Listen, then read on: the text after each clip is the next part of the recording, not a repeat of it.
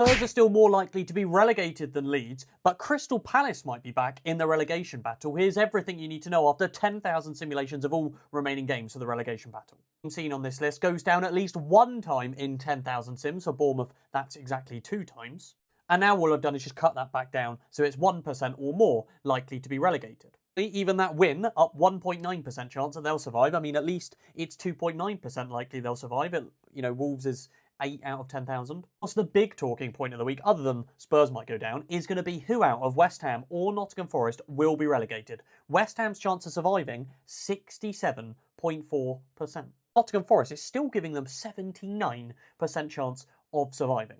Before I get into why this happens, I'm going to give a breakdown for West Ham fans, because I think there's a lot of them watching. Why it might be underrating West Ham, this is why. So West Ham are expected to get 36 points. That is the most often seen points total West Ham finish on. But getting 36 points sees you relegated on average. Really good enough to finish in 17th place in 15% of sims. 81%, it would be 18th. Say you think West Ham are going to get more than that, bring them up just 2 points to 38. It's still on average 18th, but you see how their chance of now surviving goes almost to 40%. So I've just kind of done 17, 16 plus 15.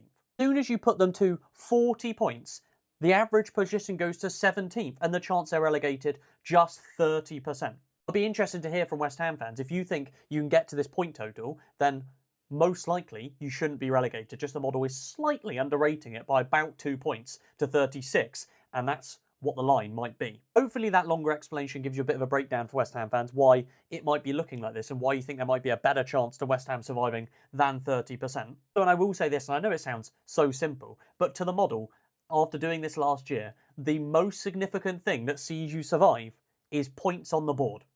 It doesn't matter about your fixture run coming up. A 3-point gap, if you've got 3 more points on the board than another team, that's going to have a big chance because, they're guaranteed points. In theory, West Ham could still win the league. The point I'm trying to get at is that a 3-point gap is going to show this percentage when you do 10,000 simulations of all remaining games because we're running out of games. And so 3 points is quite a lot, and it's going to get more the less games there are to play.